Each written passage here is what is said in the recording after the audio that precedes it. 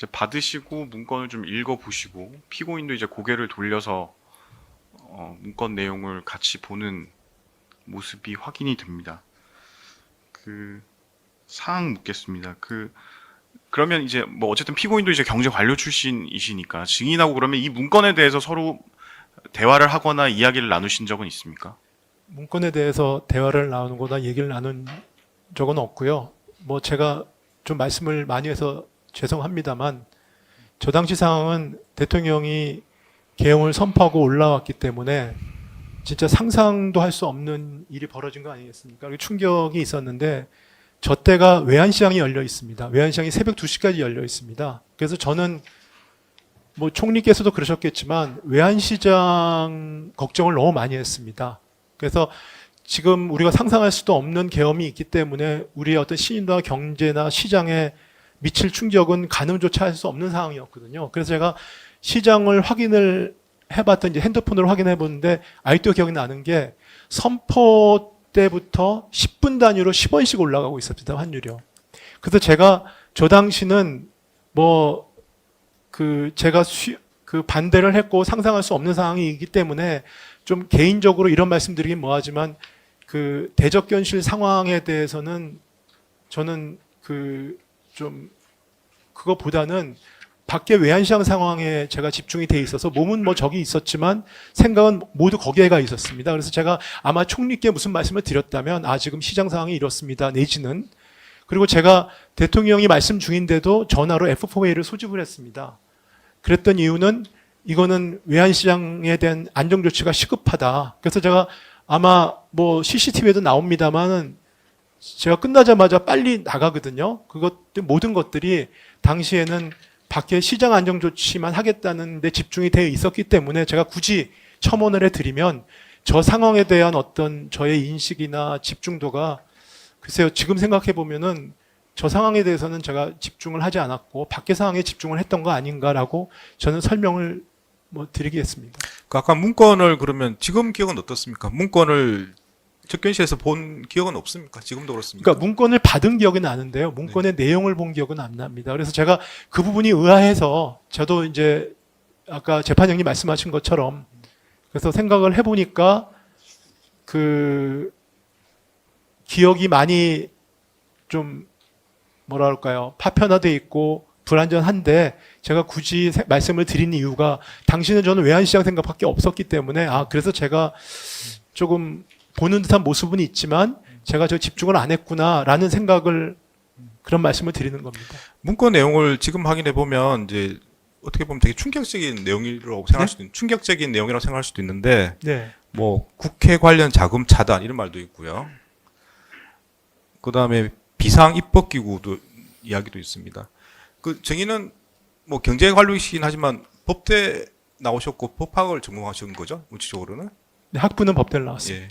그러니까 저 내용이 아무 내용을 모르시는 분이 보는 거랑 다를 수도 있을 것 같습니다. 그러니까 제가 말씀을 드린 취지는 이걸 봤을 때 굉장히 법을 안 아시는 분은 굉장히 충격적인 내용으로 이해할 수도 있기 때문에 여쭤보는 겁니다. 그러니까 저는 그러니까 저 내용을 제 기억으로는 저 내용을 인지를 했던 거는 우리 간부의 말밑에 인지를 했기 때문에 그런데 그때 봤을 때는 조악하다는 말씀을 드리는 이유가 예비비나 보조금을 지금 어떻게 확보하거나 차단할 수 있는 게 아니지 않습니까? 그러니까 저거는 좀 이 예산 프로세스를 잘 모르는 사람이 만든 거 아닌가라는 생각을 나중에 이제 했습니다. 그래서 제가 조악하다는 말씀을 드리는 거고요.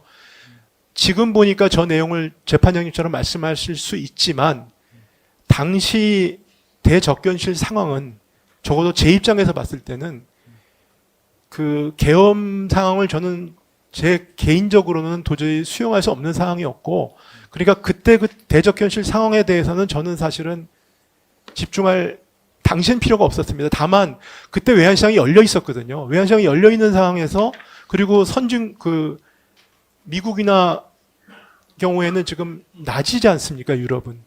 그러면은 한국에서 계엄이 있었다는 상황을 하면 한국의 금융시장이나 한국의 신인도나 이런 부분에 어떤 영향을 지금 주고 있을까? 저는 안에 앉아 있지만 그 부분이 저로서는 저도 평생 경제관료를 했고 이런 상황에서 그 부분이 엄두가 나지 않았습니다. 저는 그 부분이 훨씬 더 당시에 충격적이었고, 그분이 제가 뭐 당시에는 뭐 사표를 쓰겠다고 나중에 했지만 결론적으로는 제 개인적인 어떤 직이 중요한 게 아니고, 제가 공직을 마무리하면서 저한테 주어진 소임이 무엇인가, 그러면은 최대한 대통령 하시는 거를 만류를 하다가 안 되면 적어도 시장이나 우리 경제에 있어서의 안정적인 조치나 이런 거는 해야 되지 않느냐라는 생각이 있었고요. 근데 그게 우리 경제나 시장에 미치는 영향이 충격이 얼마나 클지 가늠조차 되지 않아서 저는 그 부분이 당시에는 엄청난 충격으로 다가왔다는 말씀을 드리는 겁니다. 네. 네, 계속 질문하시죠. 네. 장항 생각하고 장항 묻겠습니다. 그러면 저때 이제 윤석열 대통령이 비상계엄 선포하고 나서 뭐 국무위원들한테 뭐 지시사항을 좀 얘기를 하고 뭐 하다라고 이런 상황으로 보이는데, 그 과정에서 피고인이 대통령에게 비상계엄을 좀 신속하게 해제해야 된다, 이런 취지의 건의를 하신 것은 기억이 나십니까? 아까도 말씀드렸듯이 저 상황에서 저는 좀 전혀 주의를 기울이지 않고 있었기 때문에요. 기억이 나진 않습니다. 그럼 대통령이 그 피고인에게 총리께서 앞으로 내가 가야 하는 행사를 좀 대신 가주셔야겠다, 당분간, 이렇게 지시라는 거는 들으시는 기억이 있습니까? 저는 저 당시에 대통령께서 무슨 말씀을 하셨던 건 기억이 납니다. 근데 말씀 내용에 대해서 저는 사실은 뭐 지금 편하게 말씀드리면 전혀 귀를 기울이지 않았습니다. 왜냐하면 지금 밖에 시장이 열려 있기 때문에요. 거기에만 신경을 썼습니다. 네, CCTV 22시 42분 17초 제시하겠습니다. 이제 회의를 마치고 아마 대통령이 자리에서 일어나고 다들 그 퇴실하기 위해 일어서는 장면입니다. 이제 증인도 일어서서 나오시고,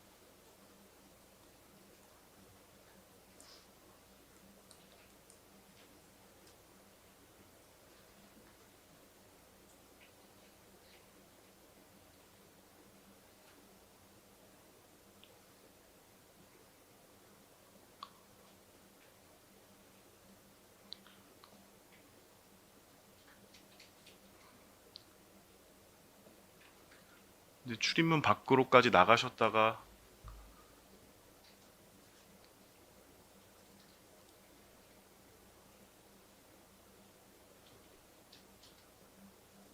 이제 다시 들어오는 상황입니다. 강희구 부속실장이 들어오고요.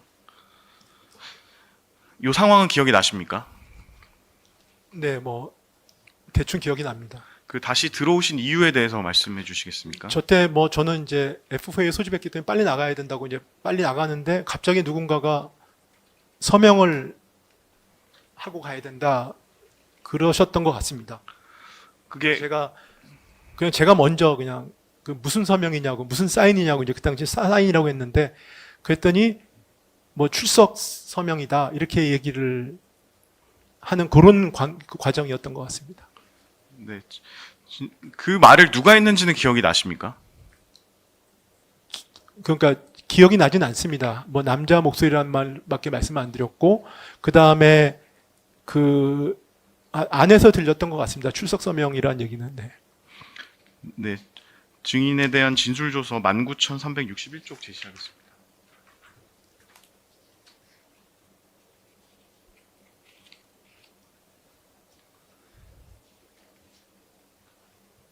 그때 마지막에 진술하신 거 보면 그 사인하고 가세요라는 말을 듣고 제가 무슨 사인이요라고 했더니 누군가가 출석 사인이요라고 했습니다. 그제서야 이게 국무회의 외관을 갖추려고 하는 것이구나라는 생각이 들었습니다. 이렇게 진술하셨는데 이게 맞습니까?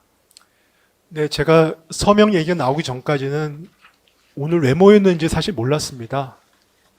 그런데 이제 서명을 하라는 얘기를 듣는 순간 이게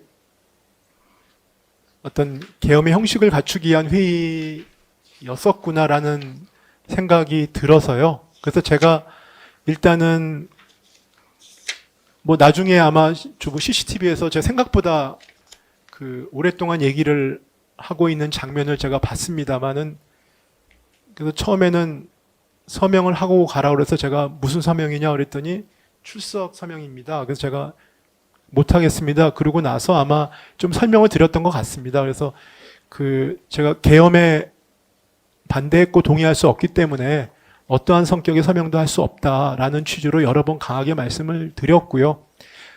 당시 생각은 이게 형식을 갖추게 해주지 않는 것이 제 의미 있게 반대하는 거다라는 생각이 들어서요. 그렇게 했던 것 같습니다.